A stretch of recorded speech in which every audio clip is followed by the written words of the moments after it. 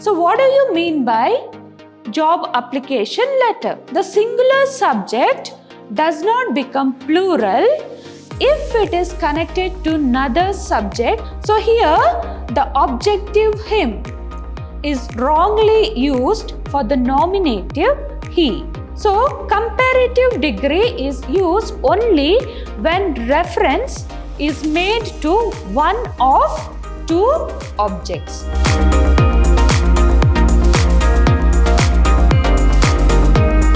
Welcome dear students. I am Mrs. Reena, lecturer, Department of English at Vidhyaashram First Grade College, MYSURU. Today in this session, let us discuss the language component, job applications and correction of sentences of B.C.A. 4th semester. So here we will be going through how to write a job application, and also we will be going through the correction of letters. So after completing your graduation, so many of you will be planning to search a job, right? Or else some of you will be planning to do your further studies. But those who are opting for jobs, you have to write your job applications and resume. So today here, we will know the meaning of job application and how to write the application and how to write your resume. So what do you mean by job application letter? So a job application letter is a letter which is written by the job seeker, to a prospective employer for a position in his or her organization. And it is also known as cover letter. So it is a letter you send with your resume. So it is a letter, job application or the cover letter is a letter which you send along with your resume to provide information on your skills and experience. So now you understood what is a job application or a cover letter. So it is a letter which you write to the employer to know about your skills and experience. So when you write a job application, these are the following things which you have to consider. So when you write a job application or a cover letter, you have to use this format. First is contact information. That is from address, your address. Okay, so there you have to mention your complete address. Then after that you have to write the place and date, everything there. Then employer contact information. That is to address. Okay, so to which organization, to whom you are writing, to which manager you are writing, which organization you are writing the letter, that address you have to write there. Next is salutation. Salutation means dear sir or respected sir. Whatever you start the letter, before writing the message, you have to start the letter with the salutation. So that is dear sir, dear ma'am, whatever you want to write, you will write there. That is known as salutation. Next is body of application. That is the message. If you are writing a job application or cover letter after looking into an advertisement, so there you have to mention that also. So for example, according to the news which I got through this paper, I am writing this letter for the position of so and so, and you have to start the letter like that, and you have to write the body information inside that. That is known as body of application. And next one is complimentary clause. That is at the end, after writing the whole message, at the end you will write with regards, thank you, with regards, and your name and signature. That is known as complimentary clause. So next one is about resume format. Now let's look into this resume format. Whatever, when we prepare our resume, whatever we have to use okay, what the rules which we have to follow to write a resume or prepare a resume are these follows. We have to follow these things. So along with the cover letter, it is must that you have to attach your resume also. Okay, so when you're writing a resume, you have to include this details in that. That is your career summary, key skills, personal qualities, professional experience, achievements, academic qualification, and personal details. So, under career summary, you can include or you can write as I'm enthusiastic accounting professional. Okay, then experience of managing accounts. All these things you can include in this career summary. So the objectives. So in career summary, you can use the objective, why you want to join this job or what you want to do after joining this job, that you can include in career summary. So next is the key skills. Under this, you can write your skills. For example, I'm expertise in MS Excel spreadsheets. Then you can write experience of working in SAP. All these things you can include in key skills. Next is you can write your personal qualities. Personal qualities means you can write it as excellent communication skills. Okay, you can write excellent communication skills, hardworking, positive attitude, then excellent team player. So all these things you can include in your personal qualities. Next comes the professional experience. So if you have any experience in the same type of job, previous years, if you have worked in different institution, you can give the details of that institutions. Okay, then how many years you have worked, all these things you can include in professional experience. Okay, so there you have to mention the organization name in which you have worked already. Next comes the achievements. Okay, so in that field, in the previous field, where you have worked, whether you have achieved something in your field, or else if you have won any awards, all that things you can mention under achievements. Next comes the academic qualifications. Under academic qualifications, you have to mention your qualifications which you have studied. For example, graduation, post-graduation, or if you have done any professional courses. Okay, all that thing you can include under academic qualifications. Next comes the personal details. Okay, so personal details, there you have to mention about your own personal details, that is date of birth, your address.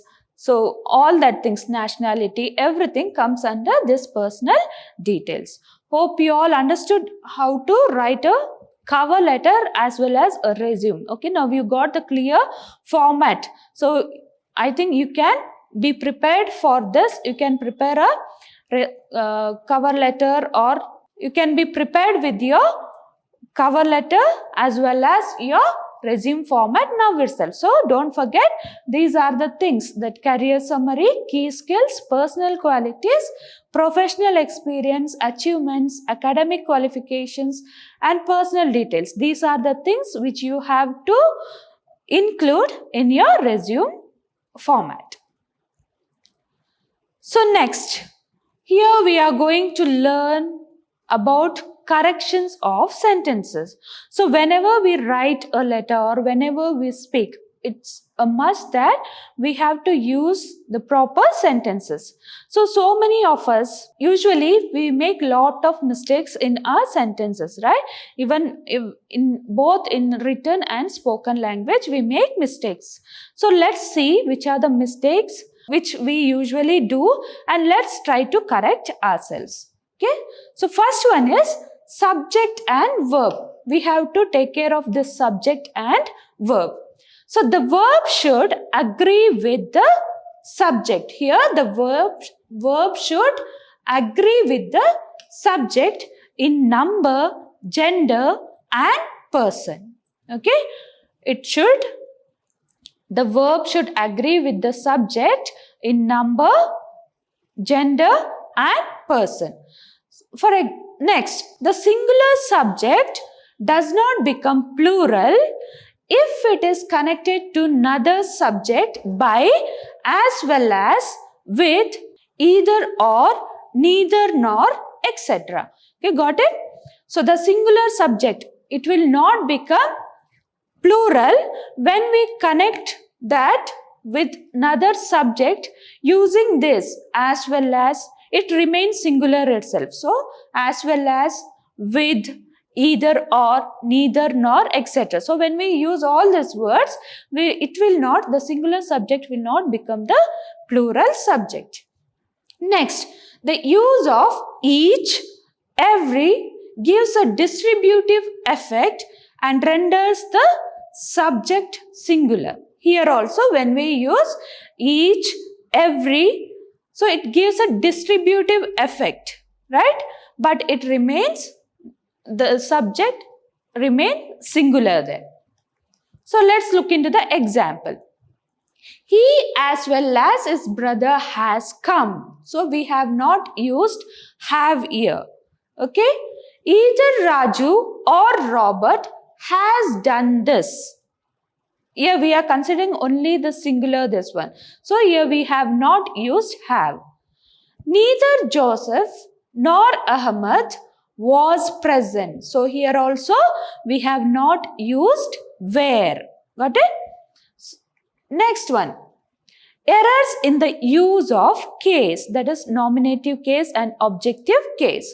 The subject of the verb is always used in the nominative case and the object in the objective case. Okay, let's look into the example. As soon as we heard the doorbell, we knew it was him. So here the objective him is wrongly used for the nominative he. Okay, instead of he, we have used him. The next one, they wanted I to be the president of club. Okay, so the nominative here, I is nominative, me is objective case. So the nominative I is wrongly used for objective me. So they wanted me to be the president of club. So here instead of me, we have used the nominative I. That is where it is wrong. Next, consistency in the use of tense. Okay, so for example, we make differences between the tenses, timings. Okay, so use of tense along with the timings also. So let's see what are the mistakes we usually do. Let's look into this sentences. He has come to my house yesterday. He has come to my house yesterday. Yesterday is already past. Next, my uncle went to Delhi tomorrow. Went is already past and tomorrow it's a future for us. So this two sentences will not make sense, right? So let's see what is the mistake which we have done here. The above sentences lack consistency between the verb and the word indicating time. Okay, there is a lack of consistency between the verb here, verb and the time. Okay, so come and went are the verb in this sentence. Yesterday and tomorrow is the time. So there is a lack of consistency. So let's see how to correct this sentence. The first sentence, he came to my house yesterday. That's all, it's simple. He came to my house yesterday. Came. It's already past. Yesterday is past. So you have to use the past tense there. Next one. My uncle will go to Delhi tomorrow. Tomorrow is future. Will go. When we use future, in future tense, we will use will. So, my uncle will go to Delhi tomorrow. Next one.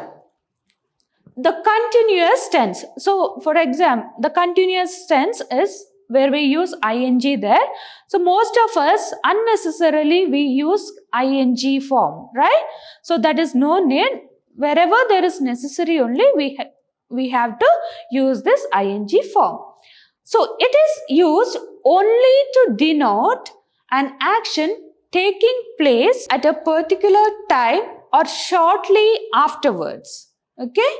So it is used only to denote an action taking place at a particular time or shortly afterwards. Let's see here. I am having a scooter. So instead of that, no need to use having there. Instead of that, we can say I have a scooter. Next, he was having diabetes. The diabetes, once if it will be there. Okay, lifelong it will be there. If there is cure also, so he will be a diabetic patient, right? So he had diabetes before. So next sentence is he was having diabetes. So instead of that, you can use he had diabetes. Next sentence, you are having a fine voice. So here you can use you have a fine voice. So directly we can say as you have a fine voice. No need of adding ing form unnecessarily there. Next, errors in the use of demonstrative adjectives. Okay, demonstrative adjectives in the previous class, that is in the adjectives we have learned that the words those, that, these, all these things are known as demonstrative adjectives. Okay, so here plural noun take plural forms of adjectives. Here plural nouns take plural form of adjectives. For example, I don't like those group of boys. Okay, so group of boys is singular. Got it? So boys is plural, but group of boys, group is singular. So those should be replaced by that. So instead of that, you can say I don't like that group of boys. Got it? Those is used for plural. So group is not plural here. Group is singular. Only boys. If the sentence was like this, I don't like those boys, it would have been correct. Here group is, they have included group. So group is singular. So no need of using those. Instead of that, you can use that. Next, the use of comparative and superlative. You know the meaning of comparative and superlative degrees, right? So comparative means when we compare with only two things, right? When there is two things. Superlative means more than two, that is three or more than that. So comparative degree is used only when reference is made to one of two objects. There will be only two objects. In comparative degree, only there will be two objects. So when we make a reference to one of two objects, it is comparative degree. Next, superlative is used to when reference is made to one of three or more objects. Okay, when the reference is made to one of three or more objects, that is superlative degree. For example, I chose the easier of the two questions. I chose the easier of the two questions. So it is in comparative degree. So here only two questions are there. Among that, the person he chose only one. So that is comparative. She was the most intelligent of all the girls in the class. In the girls, there may be so many girls, right? Maybe 10, 15, 20. Maybe. So among them, only she was the most intelligent. So here the reference is made to more than two or three or more than that. Next one. Errors in the position of adverbs. Errors in the position of adverbs. So adverbs should be used nearest to the words they modify. Okay. So adverb is a verb which modify the verb, right? So that is That means, so it has to be used next to the word or near to the word which it is going to modify. Otherwise, the sentence, the meaning of the sentence itself changes there. For example, he only played cricket. Okay? He only played cricket. So, the correct sentence is he played only cricket. Okay, he played only cricket. This is the correct sentence. Next, the urchins nearly stoned the dog until it was dead. So, here nearly is the adverb. Okay, so the urchins stoned the dog until it was nearly dead. So, this is the correct sentence. Next, errors in prepositions. Okay, so certain words are followed only by certain preposition. We can't use all the preposition to certain words, right? So, for example, addict to, okay, ambition for, abound in, incapable of. We can't use, so addict to, we can't use another preposition there. So, it may give some other meaning there, right? So, we have to use, certain words will be having certain preposition only. So, certain preposition are governed by usage. Okay, so some preposition according to the usage we can use that. According to the usage or according to the meaning, we can use that preposition along with the words. For example, between the two, among all. Okay. Next is dangling constructions. So, dangling construction, look into the example here.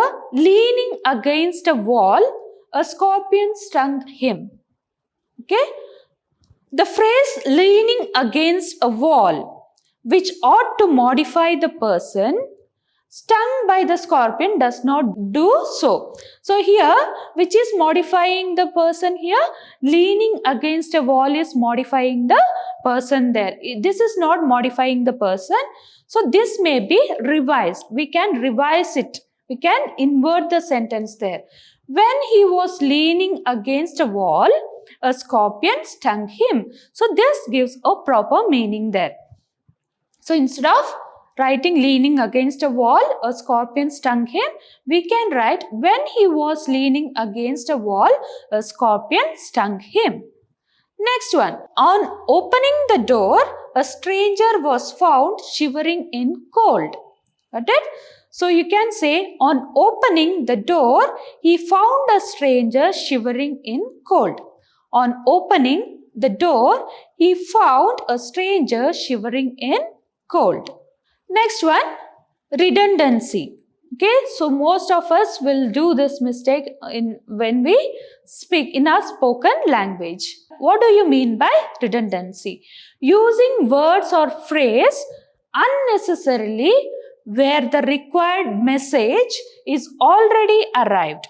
Okay, so already the message we have said, but unnecessarily we will be using another word. Okay, so for example, return back. So already returning is coming back. No need of using back there. So you can write return. Got it? Or give back, come back. Like that we can use. No need of using return, back or all that things. So for example, so this is a common error which we make. Example, you see, they show a mutual affection for each other. Mutual means there is each other, right?